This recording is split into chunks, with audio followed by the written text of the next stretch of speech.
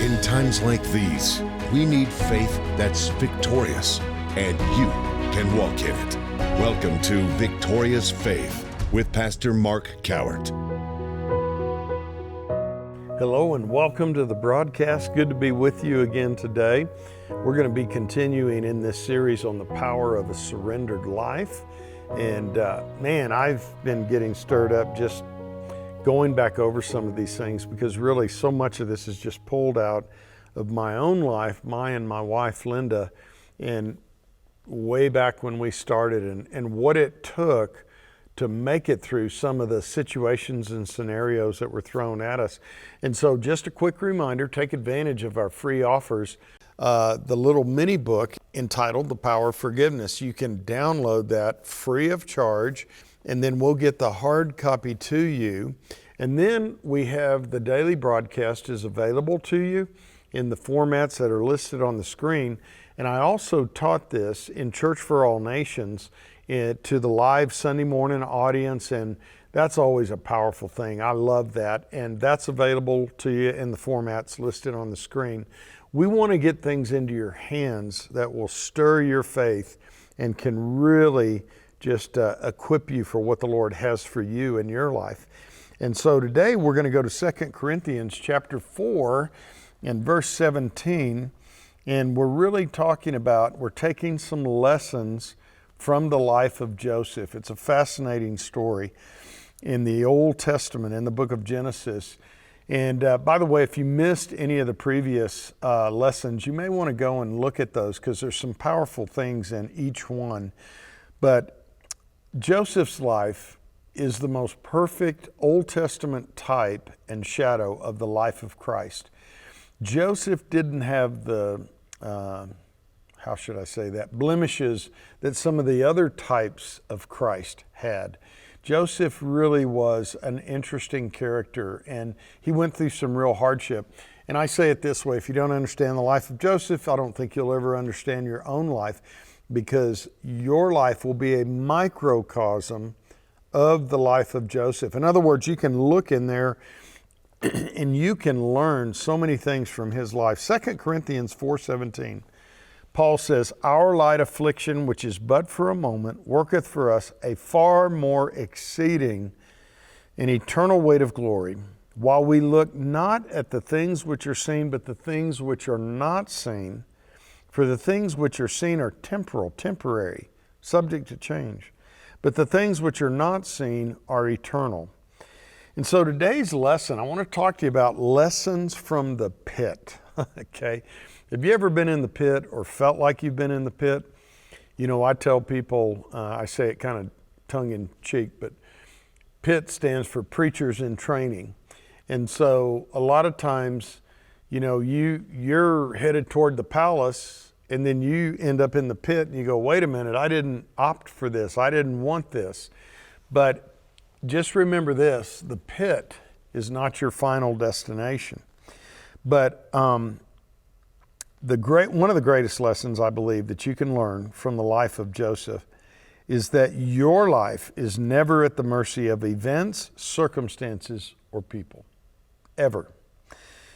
It may appear to be, you know, Paul said that we are accounted as sheep to the slaughter. It didn't say we were sheep to the slaughter, but people look at us, like people look at the body of Christ right now. All that's going on in this nation, the insanity that is going on in political offices, occupied by demonic forces, you know, through them. It's insanity what we're witnessing. And they look at Christians like, you know, you just ought to give it up and forget it because you're finished. And we're not. We hadn't even got started yet. We're about to get started with some of the most powerful things. I'll tell you who's finished. The enemy is finished. That's why all the upheaval and all of the backlash and things we see going on right now. But what we'll learn today, some of the greatest and most valuable times of your life will come from the pit. And here in the Rocky Mountains, so in Colorado Springs, directly out in front, if you walk out the front of Church for All Nations on the Northeast campus. The Southwest campus, you've got a beautiful view of Cheyenne Mountain. And we are far enough back, we've got a view of the whole Front Range. And so up in those mountains, there's what we call a lot of valleys. And the richest place in those mountains is the valleys. Now, I have been up on Pikes Peak several times. I've taken the cog train up. I've driven up to the very top. And also, back in the day, I used to have an enduro motorcycle, a motorbike, a dirt bike. And I remember we rode all the way up. There's a certain place we went. We unloaded our bikes, and then we got all the way up on the peak there. And I can still look out there and see some of those roads. But here's the thing, when you look at Pikes Peak, particularly in the summertime, like right now it's beautiful, it's got a snow cap on it, but in the summertime and all the snow melts, it's all brown. And the reason is that part of the mountain is above what we call timberline. And trees don't grow up there well. And so there's one thing about the mountaintops that I love, and that's the view. Oh my gosh, you get on the top of Pikes Peak and you can see forever. And most people don't know this, but America the Beautiful was inspired right up there on Pikes Peak. Oh, beautiful for spacious skies, for amber waves of grain. And Catherine Lee Bates was up on Pikes Peak and was inspired up on that mountain, up on Pikes Peak. If you go downtown to the old county courthouse, I actually did some video down there one time. They have a bronze of Catherine Lee Bates. And it's just, that song moves me. It was inspired. So the thing I like about mountain peaks is the view. You can see for miles. It's beautiful. But here's the thing. On that mountain up there, nothing's growing. And I'll tell you, it's almost like that in the walk with the Lord. When we hit those mountain peaks, it's awesome, it's glorious, you're celebrating victory, you can see for miles, but not a lot of growth up on the mountaintops. But guess where the richest places are up in the mountains? Down in the valleys, the very richest. All the stuff washes down in there, and then it kind of becomes like compost and fertilizer. And man, I'll tell you, you talk about rich, fertile soil, it's in the valleys. And so while we do have to learn how to navigate valleys, we also have to learn not to despise them. I've experienced a lot of valleys, but you have to remember, don't lose your hope down in the valley, and do like it says in the Word, turn the valley, the place of Baca, a place of mourning, lamenting, weeping, sorrow, turn it into a well. It says, with joy you shall draw out of the wells of salvation. And so one of the things that I want to do is share with you about things that you can learn from the pit. And so just a quick look at Joseph's life. Think about this, Joseph, and here's where you're going to look at his life and go, ooh, I see some of my life in there. He was rejected, he was slandered, hated, misunderstood, abandoned by his family, anger from his own family to the point of murder. Why? Because he was a dreamer. They said, behold, here comes that dreamer. Let us kill him. So one of the things you have to understand, dreaming and being a dreamer is a gift of God. Man, Peter Daniels ministered twice here at CFAN over the years, once in 1998. I think the other was in 2016 maybe. And one of the things he was always doing was encouraging people, turn your dream machine back on again. The devil hates dreamers. Think of this, he was sold into slavery, shipped off to a foreign land, lost his father, his family, his home, his country, spent all those years in prison, physically and mentally abused. He had a life of hard labor. That was the pit for him. Just when he thought it couldn't get any worse, it did. And It takes courage to make it through the pit. That's why the word says, be strong in the Lord, not your circumstances. Be strong in the Lord and in the power of his might. So one of the things that I encourage you to do is just some things to reflect upon. The pit is where you learn to trust God and not men. I know we've all trusted people. I trust people. And I've been burned really bad. I've been betrayed, but that doesn't keep me from trusting people. I continue to trust people. Distrust, lack of trust, is the first dysfunction in life. And I tell you, I have met people that have been burned. They don't trust anybody. And it's very hard to function with people like that. And I get it. I understand that they're being cautious, but I would just say learn to be prudent and draw from the wisdom of God instead of being untrusting. To be untrusting is not a strength. I think it's a weakness. But you must be prudent and you must be wise or you'll be taken. The pit is where you discover what's really on the inside of you. And I want to encourage you, sometimes you discover some things inside you that aren't good. And so rid yourself of the bad and cultivate the good. Also, you need to remember the pit is where you must learn to crucify your flesh. I'm amazed at some of these Christians throughout the years. Richard Wurmbrand wrote a book called Tortured for Christ. He was in a communist prison for, I think it was 14 years. It amazes me how people like that, the Apostle Paul, he was in the pit when he was in jail. Some was house arrest, but one time he was in Mamertine prison. It was a dungeon. It was a big hole in the ground, horrible stench. And yet he crucified his flesh and kept his spirit alive unto God and kept his relationship intact. And because of that, we have some of the most powerful revelation in Scripture that came to us through the Apostle Paul while he was in the pit. Another thing about the pit, it's where God will pour steel into your soul. There were things that used to bother me. There were times I just would get knots in my stomach thinking about having to have a meeting, or someone said this or someone said that. And there's stuff that it no more bothers me today. It's just kind of like water's on a duck's back. It just beads up and rolls off.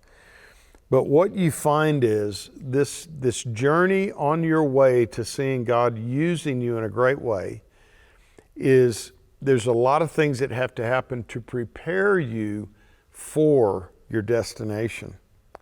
Here's another one. The pit is where you learn to sing a song in the midnight hour. Acts chapter 16, verse 25. Think about it. Paul and Silas weren't doing anything wrong. They were actually doing what God commanded them to do. They were preaching the gospel. They were casting out devils. They were laying hands on people.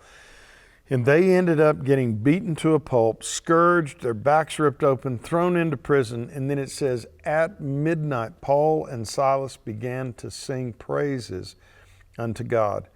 One of the things I think that the Lord is striving to see come about in our life is that even when we're in a midnight hour, that we learn to sing songs of praise unto Him, that we learn to rejoice. And I'm not just talking about fake it till you make it, but if you will reach down deep in your soul, and I've had to walk this out in the last few years, my wife and I, we had some really dark valleys to walk through. And I remember, I said, okay, here's a chance that I get to do what I've preached before, what I've taught, and what I know that the Word says. And I began to thank the Lord in some of the most dire moments of our life. And it was heartfelt, because even in dark times, I had so much to be thankful for. We had so much to be thankful for. So there are things that when it comes to our lives and living a surrendered life, it's like the Apostle Paul. He went from this highly esteemed religious man with all the outward trappings and worldly credentials. He gave it all up and threw it all away and actually said, I count it all but dung. There's even some people right now I just sense in my heart, and ministers that need to do that. There's a lot of things that you esteem highly right now, and the Lord's really dealing with you to get rid of that stuff. And you know, we've made idols out of so many different things in this world. And you know, I pray a prayer, and I didn't coin this, but I heard Bishop David Oyedepo say this, and it's become a prayer of mine. Lord, if it does not come from your hand, let it never find its way into mine. I don't want anything to do with anything that doesn't have to do with God directly related to my life. I actually had a prophetic word here just a while back, and the Lord said that there were things going on in relationships in my life, and that He was fine-tuning it, and He said some are camouflaged, and He said the Lord will bring them about in the most unusual ways, and He said some are obvious, but the exhortation was you have to really hone in on your relationships. You know, I like to think of myself that I love everybody, but I'm not called to walk with everybody. I want to walk with who God would ordain me to walk with. And I want to serve where the Lord would have me to serve. And there's so much of this stuff, and I've seen it in ministry, where it's about who they know or what that person does or this, that, and the other. And I tell you, I am just not into that. I'm all about what the Lord has for my life. That's being and walking as a surrendered life unto the Lord. Sometimes in your following the Lord, it's a diminishing process. It's a pruning process.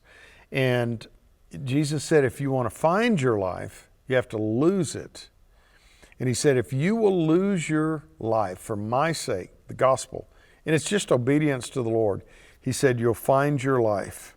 A couple other things we need to go over about the pit. Your response in the pit determines oftentimes how long you stay there. And, you know, I know that as I look back over the years, I think if I had had some different reactions, maybe things would have been shortened. Maybe I'd be further down the road. One thing I'm so grateful for, the Lord patiently works with us. He never, as long as we're alive, He will continue to work in our lives and perform it, His good work until the day of the end of our time on this earth. And so you have to remember this, when God favors you, there comes great responsibility, great controversy, and great adversity. You know, I'm going to find this quote here. I didn't read it yet. But Winston Churchill said this, responsibility is the key to greatness. Doing what you ought to do, not what you want to do. And you know the Lord, sometimes He'll allow us to have our way, and He's done that enough with me to where I decided my way's not good. I want what the Lord has for my life. And so, you know, when we're talking about the pit, your response in the pit often will determine how long you stay in there. I will say this, years ago the Lord dealt with me and He gave me an analogy, and He said, in so many words and the way He communicated it, He said, Mark, the same sunshine that hardens clay melts butter. So He said, depending on how you respond to adversity and trouble is going to determine a lot of what happens in your life and in your heart. So I thought about that, and I thought, you know, there'd be certain things going on, test trials and stuff like that. And, you know, it can either harden your heart toward God or soften your heart toward Him.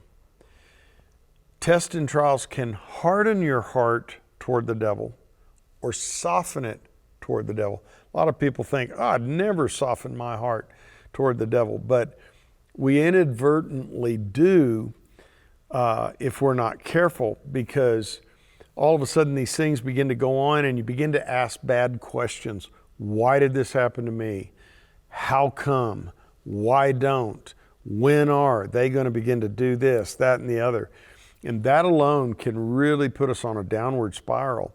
But if we allow those things that come in to soften our heart toward God and harden our heart toward the enemy, you can actually harden your heart toward the devil. And that's a good thing, because it begins to put resolve on the inside of you that you're going to obey God and surrender to Him, the Lord, no matter what it costs you. And so in these closing minutes here, listen to this in Psalm 44, verse 3. It says, "For they got not the land in possession by their own sword, neither did their own arm save them. But thy right hand and thine arm and the light of thy countenance, because thou hadst favor unto them. Thou art my king, O God. Command deliverances for Jacob. Through thee we will push down our enemies. Through thy name we will tread them under that rise up against us." It's not by might. It's not by power. It's by His Spirit. And so you have to remember this. Commit to a relentless pursuit of the will of God in your life. Commit to that surrendered life. There is so much power in a surrendered life to the Lord's will and it's going to be to His word.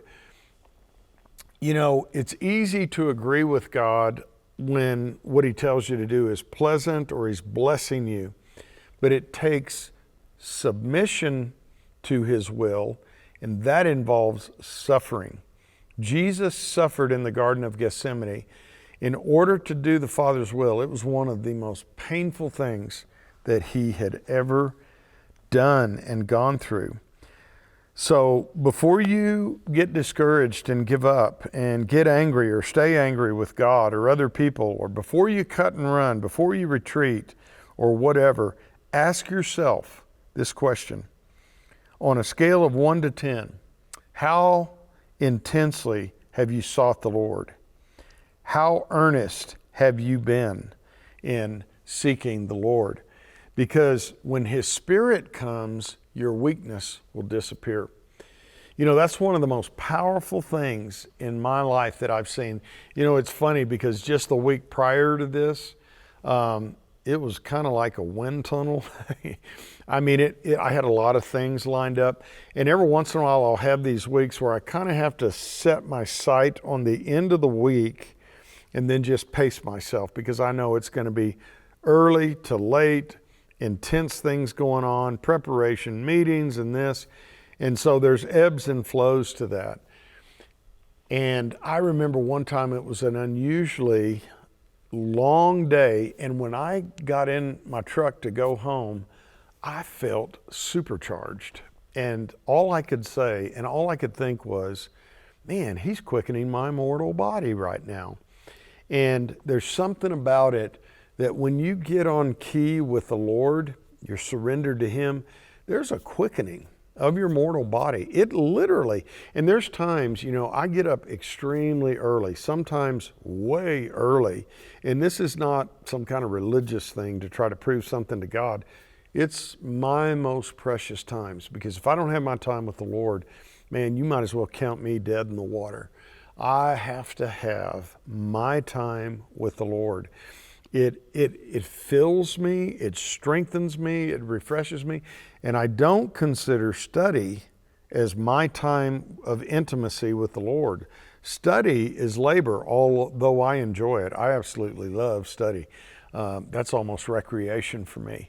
It is sometimes. But the bottom line, when I'm in the flow, when you get in the flow, and that comes in a surrendered life more easily, when you're involved in what the Lord would have you to do, it's like there is a power and a strength. It's almost like being in an aircraft catching a tailwind, catching the jet stream, and it's just hurrying you along.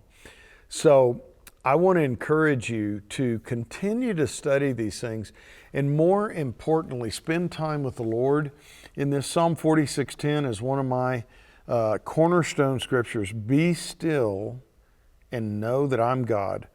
And when you study that in the Hebrew, it means to relax, abandon all else, and let everything drop. Try that sometime, and leave your phone. Don't carry your phone in there. Just literally still your soul. Be still and know that He's God. I'm telling you, powerful, powerful things happen when you're in the presence of the Lord. You know, years ago, I was given a really nice watch. I probably would have never bought a watch like that.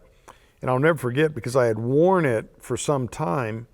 And so I would always take my watch off anymore. You know, we've got our phones now and the big time things are right there. You can see what time it is anytime.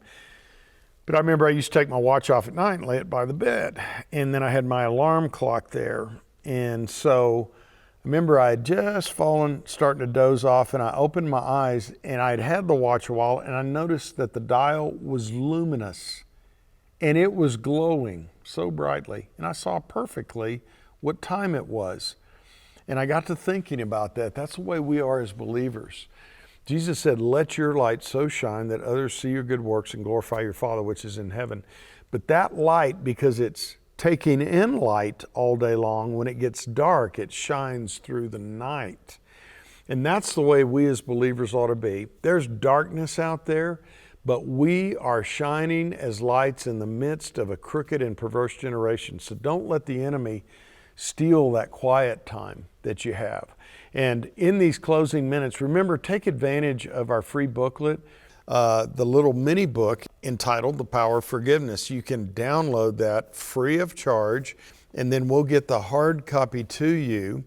And then the daily broadcast is available if you would like it, and you can purchase that in any of the formats listed below or on the screen. And then also I have a live version of what I brought to the church here at Church for All Nations. And that's available also in the formats that you see on the screen. Thanks so much for joining us today, and don't miss our next broadcast, and I'll look forward to seeing you then.